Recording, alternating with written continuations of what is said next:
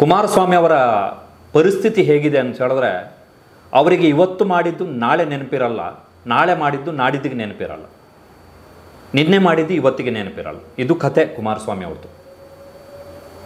ಕುಮಾರಸ್ವಾಮಿಯವರ ನಿಜವಾದ ಪರಿಸ್ಥಿತಿನೇ ಇದು. ಹಾಗಾಗಿ ಅವರಿಗೆ ಅದೊಂದು ಕಳಂಕ ಇದೆಯಲ್ಲ, hit and run Kumaraswamy, it exactly suits him. Actually exactly suits him. ಕಾರಣ ಏನು ಅಂತ ಹೇಳಿದ್ರೆ, ಕರ್ನಾಟಕ ಲೋಕಾಯುಕ್ತ SITಯ ಮುಖ್ಯಸ್ಥ ಎಂ ಚಂದ್ರಶೇಖರ್ IPS ಇವರ ವಿರುದ್ಧ ಕುಮಾರಸ್ವಾಮಿಯವರು ಗಂಭೀರ ಅಲಿಗೇಷನ್ ಅನ್ನು ಮಾಡಿದ್ದಾರೆ. ಈ ಗಂಭೀರ ಆರೋಪಗಳ ಬಳಿಕ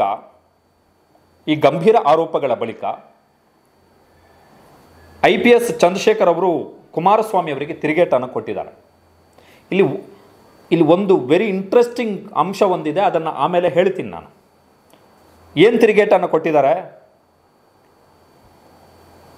ಹಂದಿಗಳ ಜೊತೆಗೆ ಜಗಳಕ್ಕೆ ಹೋಗಬಾರದು, ಹಂದಿಗಳ ಜೊತೆಗೆ ಜಗಳಕ್ಕೆ ಹೋಗಬಾರದು. ಹಂದಿಗಳ ಜೊತೆಗೆ ಜಗಳಕ್ಕೆ ಹೋದರೆ ಗಲೀಜಾಗುವಂಥದ್ದು ನಮಗೆ, ಆದರೆ ಹಂದಿಗಳಿಗೆ ಅದು ಇಷ್ಟ ಆಗುತ್ತೆ. ಗಲೀಜು ಹಂದಿಗಳಿಗೆ ಇಷ್ಟ ಆಗುತ್ತೆ. ಅಮೆರಿಕದ ತತ್ವಜ್ಞಾನಿ ಜಾರ್ಜ್ ಬರ್ನಾರ್ಡ್ ಶಾ ಕೊಟ್ಟಂತಹ ಸ್ಟೇಟ್ಮೆಂಟನ್ನು ಉಲ್ಲೇಖ ಮಾಡಿ ಚಂದ್ರಶೇಖರ್ ಅವರು ಮಾಜಿ ಮುಖ್ಯಮಂತ್ರಿ HD ಕುಮಾರಸ್ವಾಮಿ ಅವರಿಗೆ ತಿರುಗೇಟನ್ನು ಕೊಟ್ಟಿದ್ದಾರೆ. An accuser in crime of SIT, HD Kumaraswamy in a press conference made false and malicious allegations and threats. Kumaraswamy ಅವರು ನನ್ನ ವಿರುದ್ಧ ಸುಳ್ಳು ಮತ್ತು ತಪ್ಪು ಆರೋಪಗಳನ್ನು ಮಾಡಿದ್ದಾರೆ, ಜೊತೆಗೆ ಬೆದರಿಕೆಯನ್ನು ಹಾಕಿದ್ದಾರೆ. ನಿಮಗೆ ಎಲ್ರಿಗೂ ಗೊತ್ತಿರುವ ಹಾಗೆ ಈ ಆರೋಪಿಯ ವಿರುದ್ಧ ವಿಚಾರಣೆಗಾಗಿ ನಾವು ಕಾಂಪಿಟೆಂಟ್ ಅಥಾರಿಟಿ ಅಂದರೆ ರಾಜ್ಯಪಾಲರ ಅನುಮತಿಯನ್ನು ಕೇಳಿದ್ದೇವೆ. ಜಾಮೀನಿನಲ್ಲಿ ಹೊರಗಿರುವಂತಹ ಆರೋಪಿ HD ಕುಮಾರಸ್ವಾಮಿ ನಮ್ಮ ಕರ್ತವ್ಯಗಳನ್ನು ನಿರ್ವಹಣೆ ಮಾಡುವುದಕ್ಕೆ ಬೆದರಿಕೆಯನ್ನು ಹಾಕ್ತಾ ಇದ್ದಾರೆ. ಆ ಮುಖಾಂತರ ನಾವು ಕರ್ತವ್ಯದಿಂದ ವಿಮುಖರಾಗಬೇಕು ಎನ್ನುವಂತಹ ಪ್ರಯತ್ನವನ್ನು ಮಾಡ್ತಾ ಇದ್ದಾರೆ. ನಮ್ಮಲ್ಲಿ ಭಯವನ್ನು ಸೃಷ್ಟಿ ಮಾಡಿ, ಆ ಮುಖಾಂತರ SIT ಅಧಿಕಾರಿಗಳಲ್ಲಿ ಭಯವನ್ನು ಸೃಷ್ಟಿ ಮಾಡಿ, ಆ ಮುಖಾಂತರ ತನಿಖೆಯ ಹಾದಿಯನ್ನು ತಪ್ಪಿಸುವಂಥದ್ದು ಈ ಆರೋಪಿ ಅಂದರೆ ಕುಮಾರಸ್ವಾಮಿಯ ಉದ್ದೇಶ. ಆದರೆ ಕುಮಾರಸ್ವಾಮಿ ಈ ಪ್ರಕರಣದಲ್ಲಿ ಆರೋಪಿ. ಆತ ಎಷ್ಟೇ ಬಲಿಷ್ಠನಾಗಿರಲಿ, ಎಷ್ಟೇ ಉನ್ನತ ಸ್ಥಾನದಲ್ಲಿರಲಿ, ಆತ ಆರೋಪಿಯೇ. Let us not get demotivated. ನಾವು ಇದರಿಂದ ಕುಗ್ಗಬೇಕಾದಂಥ ಅಗತ್ಯ ಏನಿಲ್ಲ. ಆರೋಪಿಯ ಬೆದರಿಕೆ ಮತ್ತು ಆರೋಪಗಳಿಂದ SITಯ ಮುಖ್ಯಸ್ಥನಾಗಿ ಯಾವುದೇ ಭಯ ಇಲ್ಲದೆ, ಯಾವುದೇ ಪಕ್ಷಪಾತವಿಲ್ಲದೆ ನಾನು ಕೆಲಸ ಮಾಡ್ತೀನಿ, ಜೊತೆಗೆ ಕ್ರಿಮಿನಲ್ಗಳಿಗೆ ಶಿಕ್ಷೆ ಕೊಡಿಸ್ತೀನಿ, ಆರೋಪಿಗಳಿಗೆ ಶಿಕ್ಷೆ ಕೊಡಿಸ್ತೀನಿ ಎನ್ನುವಂತಹ ವಿಶ್ವಾಸ ನನಗಿದೆ. ನಿಮ್ಮನ್ನು ಕೂಡ ಇಂತಹ ಹೊರಗಿನ ಪ್ರಭಾವಗಳಿಂದ SITಯ ಸಿಬ್ಬಂದಿಯನ್ನು ಕೂಡ ರಕ್ಷಣೆ ಮಾಡ್ತೀನಿ ಎನ್ನುವಂಥ ಭರವಸೆಯನ್ನು ಕೊಡ್ತಾ ಇದ್ದೀನಿ. There is a famous English quote by George Bernard Shaw which says, never wrestle with pigs, you both get dirty and pig likes it. ಹಂದಿಯ ಜೊತೆಗೆ ಗಲಾಟೆ ಮಾಡೋಕ್ಕೆ ಹೋಗಬೇಡಿ, ಹೊಡೆದಾಟಕ್ಕೆ ಹೋಗಬೇಡಿ. ಕಾರಣ ಏನು ಅಂತ ಹೇಳಿದ್ರೆ, ಹಂದಿಗೆ ಅದು ಇಷ್ಟ ಆಗುತ್ತೆ, ನಿಮಗೆ ಗಲೀಜಾಗುತ್ತೆ ಅಂಥೇಳಿ. But we cannot avoid confronting criminals and accuser. ಆರೋಪಿಗಳು ಮತ್ತು ಕ್ರಿಮಿನಲ್ಗಳ ಜೊತೆಗೆ ನಾವು ಮುಖಾಮುಖಿ ಆಗಬೇಕಾಗತ್ತೆ. ನಮ್ಮ ಮುಖಾಮುಖಿ ಅಂದರೆ ಸಂಘರ್ಷಕ್ಕೆ ಇಳಿಬೇಕಾಗತ್ತೆ. ಸಂಘರ್ಷ ಆಗುತ್ತೆ ನಮ್ಮ ಕರ್ತವ್ಯ ನಿರ್ವಹಣೆಯ ಸಂದರ್ಭದಲ್ಲಿ. ಕೆಲವು ಸಂದರ್ಭಗಳಲ್ಲಿ ಇಂತಹ ಮುಖಾಮುಖಿ, ಇಂತಹ ಸಂಘರ್ಷದ ಹೊತ್ತಲ್ಲಿ ಕ್ರಿಮಿನಲ್ಗಳು ಮತ್ತು ಆರೋಪಿಗಳು ನಮ್ಮ ವಿರುದ್ಧ ಕೆಸರನ್ನು ಏರಿಸ್ತಾರೆ. ಅದರಿಂದ ನಾವು ಧೃತಿಗೆಡಬಾರ್ದು. ಸತ್ಯದ ಮೇಲೆ ನಮ್ಮ ನಂಬಿಕೆ ಇರಬೇಕು, ದೇವರ ಮೇಲೆ ನಮಗೆ ನಂಬಿಕೆ ಇರಬೇಕು, ನಮ್ಮ ಕಾನೂನಿನ ಮೇಲೆ ನಂಬಿಕೆ ಇರಬೇಕು. ಸತ್ಯಮೇವ ಜಯತೆ. ಈ ಪತ್ರವನ್ನು SITಯ ಸಿಬ್ಬಂದಿಗಳ ಜೊತೆಗೆ ಹಂಚಿಕೊಳ್ಳಿ, ಸಾಕ್ಷಿಗಳ ಜೊತೆಗೆ ಹಂಚಿಕೊಳ್ಳಿ, ಈ ಹಗರಣದ ಬಗ್ಗೆ ಮಾಹಿತಿಯನ್ನು ಕೊಟ್ಟವಂತರ ಜೊತೆಗೆ ಹಂಚಿಕೊಳ್ಳಿ. ಕ್ರಿಮಿನಲುಗಳ ಹೃದಯ ಮತ್ತು ಅವರ ಎದೆಯಲ್ಲಿ ಭಯವನ್ನು ಸೃಷ್ಟಿಸಿ, ಕಾನೂನಿನ ಭಯವನ್ನು ಸೃಷ್ಟಿಸಿ, ಅವರ ಮನಸ್ಸಿನಲ್ಲಿ ಕಾನೂನಿನ ಭಯವನ್ನು ಸೃಷ್ಟಿಸಿ, ಆರೋಪಿಗಳಿಗೆ ಶಿಕ್ಷೆಯನ್ನು ಕೊಡಿಸಬೇಕಾಗಿರುವಂಥದ್ದು ನಮ್ಮ ಕರ್ತವ್ಯ ಅಂಥೇಳಿ IGP ಚಂದ್ರಶೇಖರ್ ಅವರು ಹೇಳಿಕೆಯನ್ನು ಕೊಡ್ತಾರೆ. ವೆರಿ ಇಂಟ್ರೆಸ್ಟಿಂಗ್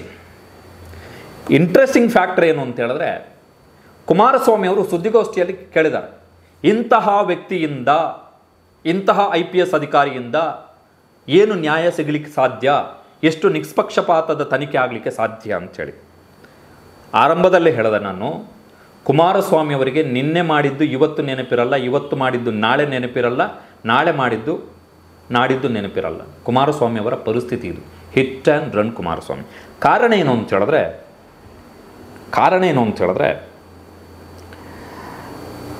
2018 ಆಗಸ್ಟ್ನಲ್ಲಿ ಕಾಂಗ್ರೆಸ್ ಸಮ್ಮಿಶ್ರ ಸರ್ಕಾರದಲ್ಲಿ HD ಕುಮಾರಸ್ವಾಮಿ ಅವರು ಮುಖ್ಯಮಂತ್ರಿ ಆದ ಬಳಿಕ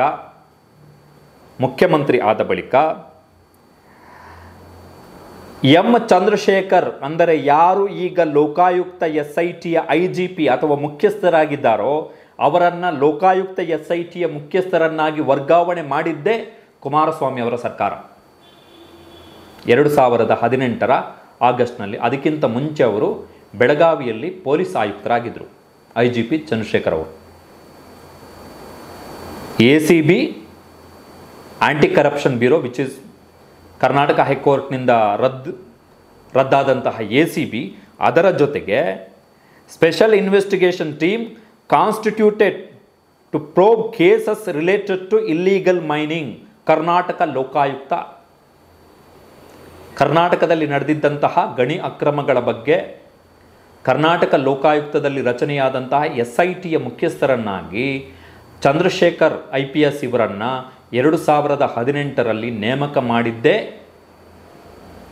ಕುಮಾರಸ್ವಾಮಿ ಅವರ ಸರ್ಕಾರ 2018 ಆಗಸ್ಟ್ನಲ್ಲಿ. Before that he was Belagavi police commissioner. So ಈಗ ಯಾರು ಕರ್ನಾಟಕ ಲೋಕಾಯುಕ್ತದ SITಯ ಮುಖ್ಯಸ್ಥರನ್ನಾಗಿ ಚಂದ್ರಶೇಖರ್ ಅವರನ್ನು ನೇಮಕ ಮಾಡಿದ್ರು, ಅದೇ ಕುಮಾರಸ್ವಾಮಿ ಅವರು ಈಗ again making allegations against same Chandrashekar IPS. ಇದು ವಿಚಿತ್ರ. ಇದಕ್ಕೆ ಹೇಳಿದ್ದು Kumaraswamy is not a trustworthy person, ವಿಶ್ವಾಸಕ್ಕೆ ನಂಬಿಕೆಗೆ ಅರ್ಹವಾದಂತಹ ವ್ಯಕ್ತಿ ಅಲ್ಲ. ನಿಮಗೆ ಅವರು ಪ್ರೆಸ್ ಮೀಟ್ನಲ್ಲಿ ಹೇಳಿದ್ದಾರೆ, ಕುಮಾರಸ್ವಾಮಿ ಅವರು ಕೇಡರ್ ಚೇಂಜ್ ಮಾಡ್ಕೊಂಡಿದ್ದಾರೆ ಸುಳ್ಳು ದಾಖಲೆಗಳನ್ನು ಕೊಟ್ಟು ಅಂತೇಳಿ. ಇವೆಲ್ಲ ನಿಮಗೆ ಮೊದಲೇ ಗೊತ್ತಿರುತ್ತೆ, ಬಿಕಾಸ್ ನೀವು 2006ರಲ್ಲಿ ಮುಖ್ಯಮಂತ್ರಿ ಆಗಿದ್ದಂಥವ್ರು 2007ರವರೆಗೂ ಮುಖ್ಯಮಂತ್ರಿ ಆಗಿದ್ದಂಥವರು ಪಿನ್ ಟು ಪಿನ್ ಇನ್ಫಾರ್ಮೇಷನ್ ಇರುತ್ತೆ ಪ್ರತಿ ವ್ಯಕ್ತಿಯ. ಅದು ಕೂಡ ಗಣಿ ಅಕ್ರಮಗಳ ತನಿಖೆಗೆ ರಚನೆಯಾದಂಥ SITಗೆ ಮುಖ್ಯಸ್ಥರನ್ನು ನೇಮಕ ಮಾಡುವಂಥ ಸಂದರ್ಭದಲ್ಲಿ ನೀವು ಆ ವ್ಯಕ್ತಿಯ ಹಿನ್ನೆಲೆಯನ್ನು ನಿಮ್ಗೆ ಗೊತ್ತಿರಲ್ವ, ನಿಮಗೆ IGP ಚಂದ್ರಶೇಖರ್ ಯಾರು ಅಂತ. ಈಗ ಯಾಕೆ ಇದ್ದಕ್ಕಿದ್ದಾಗೆ, because the SIT had written a letter to the governor seeking sanction for prosecution against Mr. HD Kumaraswamy. ಇದು ಈಗ ಕುಮಾರಸ್ವಾಮಿ ಅವರಿಗೆ ಉರಿ ಹತ್ಕೊಂಡಿರುವಂಥದ್ದು. ಬರೀ ಆ ಉರಿಯಲ್ಲ, ಕಳೆದ ವರ್ಷದ ಸೆಪ್ಟೆಂಬರ್ನಲ್ಲಿ SITಯ IGP ಅಂದರೆ ಚಂದ್ರಶೇಖರ್ ಅವರು ಪತ್ರವನ್ನು ಬರೆದಿದ್ದಾರೆ. ಆ ಪತ್ರವನ್ನು ಬರೆದು 1 ವರ್ಷ ಯಾರಿಗೂ ಗೊತ್ತೇ ಆಗಿಲ್ಲ. ಗವರ್ನರು ಮತ್ತು ಕುಮಾರಸ್ವಾಮಿ ಇಬ್ಬರಿಗೆ ಮತ್ತು SITಗೆ ಇಷ್ಟೇ ಗೊತ್ತಿದ್ದಿದ್ದು. ರಾಜ್ಯದ ಯಾರಿಗೂ ಕೂಡ ಇದ್ರ ಬಗ್ಗೆ ಗೊತ್ತೇ ಇರಲಿಲ್ಲ. ಆದರೆ ಸಾಮಾನ್ಯ ಜನರಿಗೆ ಗೊತ್ತಾಗಿದ್ದು ಸಿದ್ದರಾಮಯ್ಯನವರ ವಿರುದ್ಧ ಗವರ್ನರ್ ತರಾತುರಿಯಲ್ಲಿ 20 ದಿನಗಳ ಅಂತರದಲ್ಲಿ ತನಿಖೆಗೆ ಅನುಮತಿಯನ್ನು ಕೊಟ್ಟರಲ್ಲ, ಆ ಸಂದರ್ಭದಲ್ಲಿ ಈ ವಿಚಾರ ಬಹಿರಂಗ ಆಯಿತು. ಅಲ್ಲಿಯವರೆಗೆ ಕುಮಾರಸ್ವಾಮಿ ಅವರು ರಾಜ್ಯದಲ್ಲಿ ಯಾವ ರೀತಿ ಓಡಾಡ್ತಾ ಇದ್ರು ಅಂತ ಹೇಳಿದ್ರೆ, ನಾನು ಒಬ್ಬನೇ ಪ್ರಾಮಾಣಿಕ, ನನ್ನನ್ನು ಬಿಟ್ಟರೆ ಉಳಿದವರೆಲ್ಲ ಕಳ್ಳರು, ದಗಾಕೋರರು ಅಂತೇಳಿ ಕುಮಾರಸ್ವಾಮಿ ಅವರು ಓಡಾಡ್ತಾ ಇದ್ರು ಸರ್ಟಿಫಿಕೇಟ್ ಇಟ್ಕೊಂಡು. ನಾನು ತಪ್ಪೇ ಮಾಡಿಲ್ಲ, ನನ್ನಷ್ಟು ಪ್ರಾಮಾಣಿಕರು ಯಾರೂ ಇಲ್ಲ, ನನ್ನ ವಿರುದ್ಧ ಯಾವುದೇ ಸಾಕ್ಷ್ಯಗಳಿಲ್ಲ, ಈ ರೀತಿ ಹಿಡ್ಕೊಂಡು ಓಡಾಡ್ತಾ ಇದ್ರು. ನೇಮ್ ಪ್ಲೇಟ್ ಏನೋ ಟ್ಯಾಗ್ಲೈನನ್ನು. ಆದರೆ ಯಾವಾಗ ಈ ಗಣಿ ಅಕ್ರಮಕ್ಕೆ ಸಂಬಂಧಪಟ್ಟ ಹಾಗೆ ಕುಮಾರಸ್ವಾಮಿ ಅವರ ವಿರುದ್ಧ ತನಿಖೆಗೆ ಅನುಮತಿ ಕೋರಿ ಲೋಕಾಯುಕ್ತದವರು ಗವರ್ನರ್ ಅವರಿಗೆ ಪತ್ರ ಬರೆದಿದ್ರು ಎನ್ನುವಂಥ ವಿಚಾರ ಬಹಿರಂಗ ಆಯಿತು, ಅದಾದ ಬಳಿಕ ಕುಮಾರಸ್ವಾಮಿ ಅವರಿಗೆ ಈಗ ಭಯ ಶುರುವಾಗಿದೆ. ಎಲ್ಲಿ ವಿಶ್ವಗುರು ಮೋದಿ ಯಾರನ್ನು ತಾವು ಬೆಳಗ್ಗೆ ಎದ್ರೆ ಸಾಕು 24 ಗಂಟೆ ನರೇಂದ್ರ ಮೋದಿಯವರ ಜಪ ಮಾಡಿಕೊಂಡು ಈಗ ಕುಮಾರಸ್ವಾಮಿ ಅವರು ತಿರುಗಾಡ್ತಾ ಇದ್ದಾರೋ, ಆ ಮೋದಿ ತಮ್ಮನ್ನು ಸಚಿವ ಸ್ಥಾನದಿಂದ ಕೆಳಗಿಳಿಸ್ಬಿಟ್ರೆ ಹೇಗೆ ಎನ್ನುವಂಥ ಭಯ ಶುರುವಾಗಿ ಈಗ SITಯ ವಿರುದ್ಧವೇ ತಿರುಗಿ ಬಿದ್ದಿದ್ದಾರೆ. SIT ಮುಖ್ಯಸ್ಥರ ವಿರುದ್ಧವೇ ಕುಮಾರಸ್ವಾಮಿ ಅವರು ತಿರುಗಿ ಬಿದ್ದಿದ್ದಾರೆ. So Kumaraswamy is not a trust worthy, ನಂಬಿಕೆಗೆ ಅರ್ಹವಾದಂತಹ ವ್ಯಕ್ತಿ ಅಲ್ಲ ಕುಮಾರಸ್ವಾಮಿ. Very interesting. ಇನ್ನೊಂದು ವಿಚಿತ್ರ ಅಂತ ಅನಿಸ್ತಾ ಇರೋವಂಥದ್ದು ನನಗೆ, ಗವರ್ನರು ಆನ್ ವಾಟ್ ರೈಟ್? ಹೌದು, ಗವರ್ನರ್ಗೆ ಮುಖ್ಯಮಂತ್ರಿ ಆಗಿದ್ದಂಥ ಕುಮಾರಸ್ವಾಮಿ ಅವರ ವಿರುದ್ಧ ತನಿಖೆಗೆ ಜೊತೆಗೆ ಆರೋಪ ಪಟ್ಟಿಯನ್ನು ಸಲ್ಲಿಕೆ ಮಾಡಲಿಕ್ಕೆ ರಾಜ್ಯಪಾಲರ ಪೂರ್ವ ಅನುಮತಿ ಬೇಕು, ಕರೆಕ್ಟ್, ಓಕೆ, ಲೀಗಲಿ. ಆದರೆ ಎಷ್ಟು ದಿನ ಟೈಮ್ ಬೇಕು ಗವರ್ನರಿಗೆ ಕೊಡೋಕ್ಕೆ ಅನುಮತಿಯನ್ನು? ಆಯಿತು, ನಾನು ಕೊಡಲ್ಲ ಅಂತಲೇ ಹೇಳಿ, ನನಗೆ ಕುಮಾರಸ್ವಾಮಿ ವಿರುದ್ಧ ನೀವು ಸಲ್ಲಿಕೆ ಮಾಡಿರುವಂಥ ಆರೋಪ ಪಟ್ಟಿಯಲ್ಲಿ ನನಗೆ ಸಂತೃಪ್ತಿ ಆಗಿಲ್ಲ, ನಾನು ಕೊಡಲ್ಲ ಅಂತ ಹೇಳಿ ಅನುಮತಿ. ಎಷ್ಟು ದಿನ ಬೇಕು? ಏನು 1 ವರ್ಷ ಬೇಕಾ? ಕಳೆದ ವರ್ಷದ ಕುಮಾರಸ್ವಾಮಿಯವರೇ ಹೇಳಿದ್ದಾರೆ, ಕಳೆದ ವರ್ಷದ ಸೆಪ್ಟೆಂಬರ್ನಲ್ಲಿ ಗವರ್ನರಿಗೆ ಕಡತ ಸಲ್ಲಿಕೆ ಆಗಿದೆ ಅಂತ ಹೇಳಿ. 1 ವರ್ಷ ಬೇಕಾ? ಯಾರ ಪ್ರಭಾವಕ್ಕೆ ಒಳಗಾದರು? ರಾಜ್ಯಪಾಲ ಥಾವರ್ಚಂದ್ ಗೆಹ್ಲೋಟ್. ಆಮೇಲೆ ಇದರಲ್ಲಿ ಥಾವರ್ಚಂದ್ ಗೆಹ್ಲೋಟ್ ಹಿತಾಸಕ್ತಿ ಏನು? ಥಾವರ್ಚಂದ್ ಗೆಹ್ಲೋಟ್ ಮನೆ ವಿಚಾರ ಕೇಳ್ತಿದ್ದಾರಾ ಯಾರಾದರೂ? ಥಾವರ್ಚಂದ್ ಗೆಹ್ಲೋಟ್ ಮನೆ ವಿಚಾರ ಕೇಳ್ತಿದ್ದಾರಾ? ಇಲ್ವಲ್ಲ. ಕೇಳ್ತಾ ಇರುವಂಥದ್ದು ಸಂವಿಧಾನದತ್ತವಾಗಿ ಲಭ್ಯವಾದಂಥ ಅಧಿಕಾರವನ್ನು ಪಡೆದುಕೊಂಡಂತಹ ಕುಮಾರಸ್ವಾಮಿ ಈ ಜನರಿಂದ ಸಿಕ್ಕಂತಹ ಅಧಿಕಾರವನ್ನು ದುರ್ಬಳಕೆ ಮಾಡಿಕೊಂಡು ಒಂದು ಬೋಗಸ್, ಫ್ರಾಡ್, ನಕಲಿ, ಅಸ್ತಿತ್ವವೇ ಇಲ್ಲದಂತಹ ಒಂದು ಕಂಪನಿಗೆ ಗಣಿಗಾರಿಕೆಗೆ ಗುತ್ತಿಗೆಯನ್ನು ಕೊಟ್ಟಿದ್ದಾರೆ. ಆ ಮುಖಾಂತರ ನಂಬಿಕೆ ದ್ರೋಹವನ್ನು ಮಾಡಿದ್ದಾರೆ, ವಿಶ್ವಾಸ ದ್ರೋಹವನ್ನು ಮಾಡಿದ್ದಾರೆ, ಭ್ರಷ್ಟಾಚಾರವನ್ನು ಮಾಡಿದ್ದಾರೆ. ಅದರ ವಿರುದ್ಧ ತನಿಖೆ ಆಗಬೇಕು. ತನಿಖೆ ಆಗಿ ಆರೋಪ ಪಟ್ಟಿ ಸಿದ್ಧವಾಗಿದೆ, ಆರೋಪ ಪಟ್ಟಿ ಕೋರ್ಟಿಗೆ ಸಲ್ಲಿಕೆಯಾಗಿ ವಿಚಾರಣೆ ಶುರುವಾಗಬೇಕು ಅಂಥೇಳಿ. ಇದರಲ್ಲಿ ಗವರ್ನರ್ ಹಿತಾಸಕ್ತಿ ಏನು? ಕುಮಾರಸ್ವಾಮಿಯವರ ವಿರುದ್ಧ ತನಿಖೆಗೆ ಅನುಮತಿ ಕೊಡದೇ ಇರುವುದಕ್ಕೆ ರಾಜ್ಯಪಾಲರ ಮೇಲೆ ಪ್ರಭಾವವನ್ನು ಬೀಳ್ತಾ ಇರುವಂಥವ್ರು ಯಾರು? ರಾಜ್ಯಪಾಲರು ಕೇಂದ್ರ ಗೃಹ ಸಚಿವಾಲಯಕ್ಕೆ ಉತ್ತರದಾಯಿಗಳು. ಎಲ್ಲ ಮಾಹಿತಿಯನ್ನು ಅವರು ಕೊಡ್ತಾರೆ ಕೇಂದ್ರ ಗೃಹ ಸಚಿವಾಲಯಕ್ಕೆ. ಯಾರು? ಆಮೇಲೆ ಕಳೆದ ವರ್ಷ ಸೆಪ್ಟೆಂಬರ್ನಲ್ಲಿ ಕುಮಾರಸ್ವಾಮಿ ಮೋದಿ ಮತ್ತು ಅಮಿತ್ ಶಾ ಅವರನ್ನು ಭೇಟಿಯಾಗಿ ಮೈತ್ರಿಯನ್ನು ಮಾಡ್ಕೊಂಡಿದ್ದಾರೆ BJPಯ ಜೊತೆಗೆ. ಏನು ಗವರ್ನರ್ ಮೇಲೆ ಒತ್ತಡ ಹಾಕ್ತಿರುವಂಥವ್ರು ಯಾರು? ಬಹಿರಂಗ ಆಗಬೇಕು. ಯಾಕೆ ಸೋರಿಕೆ ಆಗಬಾರ್ದು? ಏನು ಗವರ್ನರ್ ಮನೆಯ ವಿಚಾರ ಕೇಳ್ತಿದ್ದೀವ ಅಥವಾ ಕುಮಾರಸ್ವಾಮಿಯವರ ಮನೆಯ ವಿಚಾರ ಕೇಳ್ತಿದ್ದಾರಾ ಯಾರಾದರೂ? ಇಲ್ವಲ್ಲ. ಈ ರಾಜ್ಯಕ್ಕೆ ಸಂಬಂಧಪಟ್ಟಂಥ ವಿಚಾರ. ಸಂಡೂರಿನ 550 ಎಕರೆ ಭೂಮಿ ಕುಮಾರಸ್ವಾಮಿ ಮನೆ ಸೊತ್ತು ಅಲ್ಲಲ್ಲ, ಗೆಹ್ಲೋಟ್ ಮನೆ ಸೊತ್ತಾ? ಈ ರಾಜ್ಯದ ಸಂಪತ್ತಲ್ವ?